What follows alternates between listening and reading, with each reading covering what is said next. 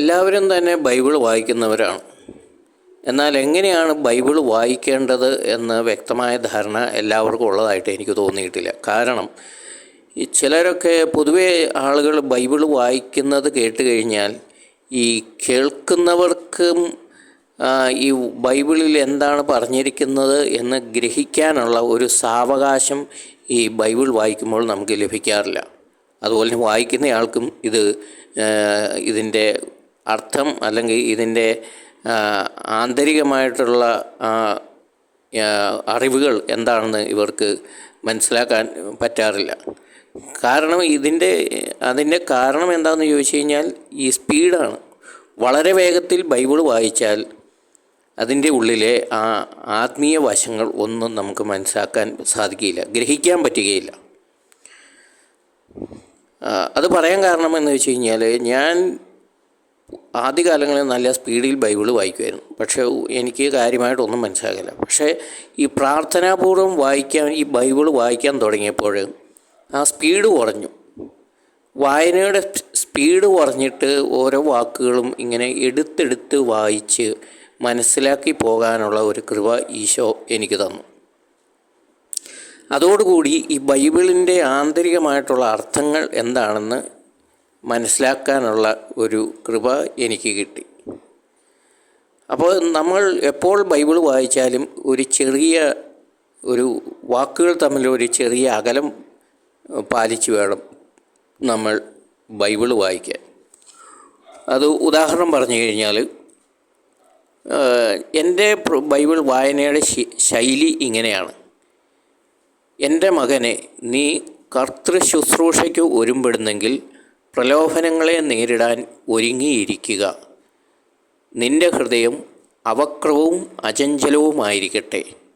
ആപത്തിൽ അടിപതറരുത്. അവിടുത്തോട് വിട്ടകലാതെ ചേർന്ന് നിൽക്കുക. നിൻ്റെ അന്ത്യദിനങ്ങൾ ധന്യമായിരിക്കും. വരുന്ന ദുരിതങ്ങളെല്ലാം സ്വീകരിക്കുക. ഞെരുക്കുന്ന ദൗർഭാഗ്യങ്ങളിൽ ശാന്തത വെടിയരുത്. എന്തെന്നാൽ സ്വർണം അഗ്നിയിൽ ശുദ്ധി ചെയ്യപ്പെടുന്നു, സഹനത്തിൻ്റെ ചൂളയിൽ കർത്താവിന് സ്വീകാര്യരായ മനുഷ്യരും.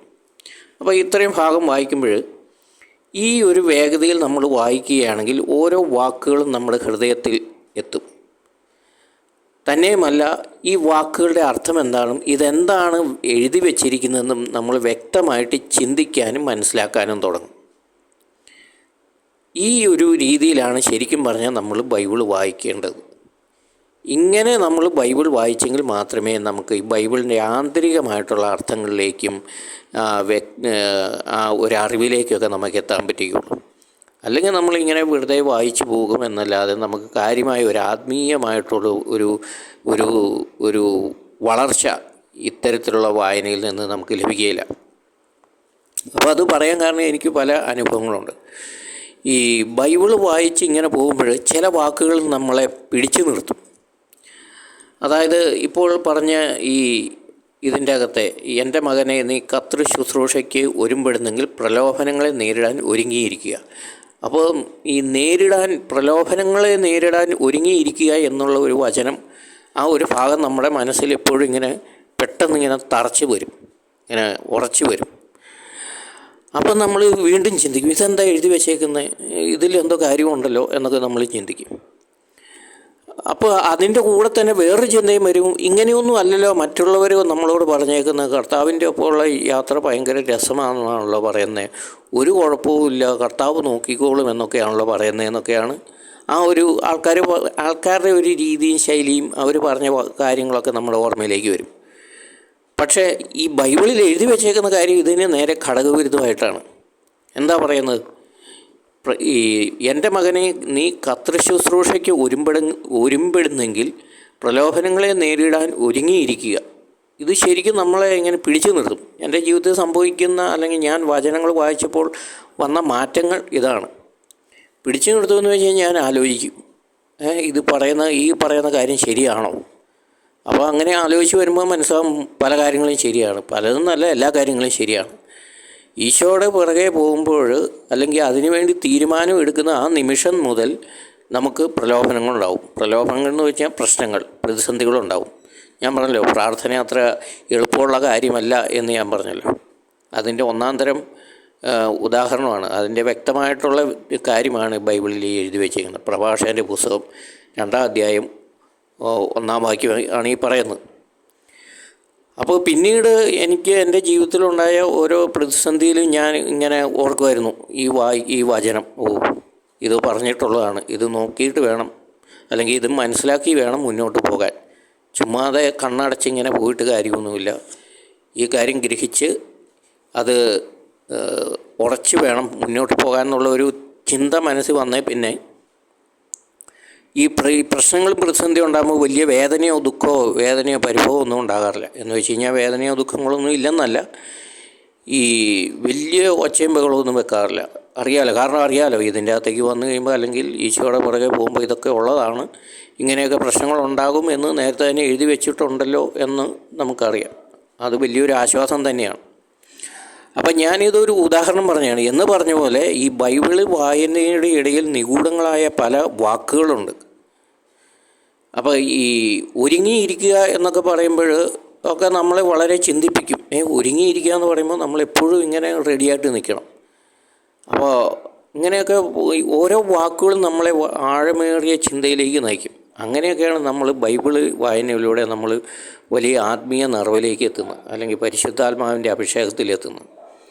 അല്ലാതെ പിന്നെ വേറൊരു കാര്യം ശ്രദ്ധിക്കേണ്ടത്, മനുഷ്യർ പറഞ്ഞു തരുന്ന ഒരു ശൈലിയല്ല ദൈവത്തിൻ്റേത്. അത് ആര് പറഞ്ഞാലും, ഇപ്പോൾ പൊതുവേ എല്ലാവരും പറയുന്ന ഈ പറഞ്ഞ വ്യാജമായിട്ടുള്ള സാന്ത്വനത്തിൻ്റെ വാക്കുകളാണ്. ശരിക്കും ഈ ബൈബിളിൽ വ്യാജമായിട്ടുള്ള ഒന്നും അങ്ങനെ ആശ്വസിപ്പിക്കുന്നൊന്നുമില്ല. ഇതിൻ്റെ അകത്ത് വളരെ വ്യക്തമായിട്ടുണ്ട്. ഈ പ്രലോഭനങ്ങൾ നേരിടാൻ ഒരുങ്ങിയിരിക്കുക എന്ന് വളരെ വ്യക്തമായിട്ട് പറയുന്നുണ്ട്. അതിൻ്റെ അകത്ത് പിന്നെ എന്താണ് ആശ്വസിപ്പിക്കാനുള്ളത്? ഉള്ള കാര്യമാണ് പറഞ്ഞിരിക്കുന്നത്. അതുപോലെ തന്നെ ദൈവം മുറിവേൽപ്പിക്കും എന്നാൽ വെച്ച് കെട്ടും എന്നൊക്കെ വളരെ വ്യക്തമായിട്ട് പറയുന്നുണ്ട്. അപ്പോൾ ഇങ്ങനെയൊക്കെ ജീവിതത്തിൽ ഉണ്ടാകുമ്പോൾ പലരും പറയും ദൈവം ഒന്നുമില്ല, ദൈവം എപ്പോഴും കരുണയാണ്, സ്നേഹമാണ്, ദൈവം ഇങ്ങനെ തല്ലുമൊന്നുമില്ല, വേദനയൊന്നും ഉണ്ടാവില്ല എന്നൊക്കെ പറയുന്നത് വെറുതെ വ്യാജമായിട്ടുള്ള ആശ്വസിപ്പിക്കലും വ്യാജ സന്ദേശങ്ങളൊക്കെയാണ്. അത് കേട്ടിട്ടാണ് നല്ലൊരു ശതമാനം മനുഷ്യരും ഈ വിശ്വാസ ജീവിതത്തിൽ നിന്ന് പിന്തിരിഞ്ഞു പോയത്. എല്ലാവരും പറയുന്നതും പഠിപ്പിക്കുന്നതും ഒന്ന്, ജീവിതത്തിൻ്റെ യാഥാർത്ഥ്യങ്ങൾ ഇതിന് ഘടകവിരുദ്ധമായിട്ടാണ് പൊതുവെ സംഭവിക്കുന്നത്. അപ്പോൾ അത് ദൈവത്തിൻ്റെ കുഴപ്പമല്ല, ഈ പഠിപ്പിക്കുന്നവരുടെ കുഴപ്പം തന്നെയാണത്, അത് പറയുന്നവരുടെ കുഴപ്പം തന്നെയാണ്. അപ്പോൾ അതുകൊണ്ടാണ് ഞാൻ പറഞ്ഞത്, ബൈബിള് വായിക്കാതെ ആരും ആത്മീയമായിട്ട് വളരുകയോ ഈശോയിലേക്ക് അടുക്കുകയോ ചെയ്യുകയില്ല. ഇത് ബൈബിള് വായിക്കുന്നില്ലെങ്കിൽ നല്ലൊരു ശതമാനം നമ്മൾ ദൈവത്തിൽ നിന്ന് അകലാനാണ് സാധ്യത. കാരണം ഈ മനുഷ്യർ പറയുന്നത് കേട്ട് പഠിച്ച്, അല്ലെങ്കിൽ മനുഷ്യരുടെ വാക്കുകൾ കേട്ട് വിശ്വസിച്ച് ഈശോയുടെ പുറകെ പോകാൻ നിന്ന് കഴിഞ്ഞാൽ അത് വളരെ ബുദ്ധിമുട്ടും വേദനയൊക്കെ ഉണ്ടാക്കുന്ന കാര്യങ്ങളാണ്. അല്ലെങ്കിൽ അത് നമുക്ക് ലാസ്റ്റ് ഒരു നിരാശാജനകമായ ഫലമായിരിക്കും തരുന്നത്. പക്ഷേ ഈശോ പറഞ്ഞ വചനം, അതായത് ദൈവവചനം, ബൈബിൾ നിരന്തരം വായിക്കുന്ന മനുഷ്യനെ സംബന്ധിച്ച് യാഥാർത്ഥ്യം എന്താണെന്ന് മനസ്സിലാക്കി മുന്നോട്ട് പോകാനും ഈശോയിൽ അടിയുറച്ച് നിൽക്കുവാനും ഈശോയെ ഓരോ ദിവസവും കൂടുതൽ സ്നേഹിക്കാനും പറ്റും. തന്നെയുമല്ല, മുൻപ് വീഡിയോയിൽ പറഞ്ഞ പോലെ ഈശോയുടെ ഹൃദയം, ഈശോ നമ്മളെക്കുറിച്ച് എന്താണ് ചിന്തിക്കുന്നതെന്ന് നമുക്ക് മനസ്സിലാക്കാൻ പറ്റും. ഞാനിത് പലപ്പോഴും എൻ്റെ ജീവിതത്തിൽ ഇങ്ങനെ കർത്താവിനോട്, ഈശോയോട് ഞാൻ ചോദിച്ചിട്ടുണ്ട്, എൻ്റെ പോക്ക് ശരിയാണോ എന്ന് ചോദിക്കുന്ന സമയങ്ങളിൽ എൻ്റെ പോക്ക് ശരിയാണെങ്കിൽ ശരിയാണ് എന്ന് എനിക്ക് ബോധ്യം വരുന്ന രീതിയിൽ ഈശോ എനിക്കത് എൻ്റെ ജീവിതത്തിൻ്റെ അനുഭവത്തിലൂടെ വ്യക്തമാക്കി തരാറുണ്ട്. ഇനിയിപ്പോൾ എൻ്റെ പോക്കിൽ എന്തെങ്കിലും കുറവുണ്ടോ എന്ന് ചോദിച്ചു കഴിഞ്ഞാൽ അതിനും അതിൻ്റേതായ രീതിയിലുള്ള ഒരു മറുപടി എൻ്റെ ജീവിതത്തിൻ്റെ അനുഭവത്തിലൂടെ എനിക്ക് ഈശോ തരാറുണ്ട്. ഇത് വെറും തോന്നലല്ല, പച്ചയായിട്ടുള്ള അനുഭവങ്ങളിലൂടെ, സംഭവങ്ങളിലൂടെ ഈശോ അത് വ്യക്തമാക്കി തരും. കാരണം ഒരു പ്രാവശ്യം ഞാനിങ്ങനെ ഒരു ഉദാഹരണം പറയാം. ഒരു പ്രാവശ്യം ഞാനിങ്ങനെ മോശയെക്കുറിച്ച് ഈശോ കർത്താവ് പറയുന്നുണ്ട്, എനിക്ക് നിന്നെ നന്നായി അറിയാം എന്നൊരു വചനമുണ്ട്. അപ്പോൾ ഞാനിത് വായിച്ചപ്പോൾ ഞാനിങ്ങനെ ആലോചിച്ചു, കർത്താവ് മോശയോട് പറയുകയാണ് എനിക്ക് നിന്നെ നന്നായി അറിയാം. അപ്പോൾ എനിക്ക് നിന്നെ നന്നായി അറിയാം എന്ന് പറയുമ്പോൾ അതിൻ്റെ അത് ഒത്തിരി അർത്ഥതലങ്ങളുണ്ട്. എന്ന് വെച്ച് കഴിഞ്ഞാൽ, ഒന്ന്, കർത്താവിന് മോശയെ നന്നായിട്ട് അറിയാമെന്നുള്ളത് ഒരു കാര്യം. മറ്റൊന്ന്, കർത്താവ് മോശയെ നന്നായി വളരെയധികം സ്നേഹിക്കുന്നു എന്നുള്ളത് മറ്റൊരു കാര്യം. അപ്പോൾ ഞാനിങ്ങനെ ചിന്തിക്കുമായിരുന്നു, കർത്താവ് ഈശോ എന്നെ കണ്ടിട്ട് ഇങ്ങനെ ഒരു കാര്യം പറയുമോ, എനിക്ക് നിന്നെ നന്നായി അറിയാമെന്ന് ഈശോ എന്നെക്കുറിച്ച് പറയുമോ എന്ന് ഞാൻ പല പ്രാവശ്യം ആലോചിക്കുമായിരുന്നു. അപ്പോൾ അങ്ങനെ ഇരിക്കുമ്പോൾ ഒരു പ്രാവശ്യം ഇങ്ങനെ ഈ ഈസ്റ്റർ ടൈമിൽ ഈ വികാരി അച്ഛൻ ഈസ്റ്റർ എഗ്ഗിൻ്റെ ഒപ്പം ദൈവവചനവും നൽകുന്ന ഒരു പരിപാടി, ഒരു കാര്യം ഞങ്ങളുടെ ഇടവക പള്ളിയിൽ ചെയ്യുമായിരുന്നു. അപ്പോൾ ആ വർഷത്തെ ഈസ്റ്റർ എഗ്ഗിൻ്റെ ഒപ്പം കിട്ടിയ വചനം ഇതാണ്: എനിക്ക് നിന്നെ നന്നായി അറിയാം എന്നൊരു വചനം. അപ്പോൾ എനിക്ക് മനസ്സിലായി അത് കാര്യങ്ങളൊക്കെ ശരിയാണ്. കാരണം ഞാനും ഈശോയും തമ്മിലുള്ള ഇരിപ്പ് വശം എന്താണെന്ന് എനിക്ക് ഈശോയ്ക്കല്ലേ അറിയത്തുള്ളൂ. അതുകൊണ്ട് എനിക്ക് മനസ്സിലായി കാര്യമൊക്കെ ശരിയാണ്. എന്തെങ്കിലും കുഴപ്പമുണ്ടെങ്കിൽ എങ്ങനെ കിട്ടിയാലെന്ന് എനിക്കറിയാം. എന്ന് വെച്ച് കഴിഞ്ഞാൽ പരിപൂർണനാണ്, പെർഫെക്റ്റാണെന്നൊന്നുമല്ല. പക്ഷേ ആ ഒരു ഹൃദയതലവും ആത്മീയ തലത്തിൻ്റെയും പശ്ചാത്തലത്തിലാണ് ഞാനിത് പറയുന്നത്. അപ്പോൾ ഇങ്ങനെയൊക്കെയുള്ള അനുഭവങ്ങളിലൂടെ ഓരോ കാര്യങ്ങളും ഈശോ നമുക്ക് വ്യക്തമാക്കി തരും. എങ്ങനെയാണെന്ന് വെച്ച് കഴിഞ്ഞാൽ നമ്മൾ നിരന്തരം ദൈവവചനം വായിക്കുകയാണെങ്കിൽ, ഈ ദൈവവചനം വായിക്കുന്തോറും നമ്മൾ കൂടുതൽ വിശുദ്ധിയിലേക്ക് വളരും.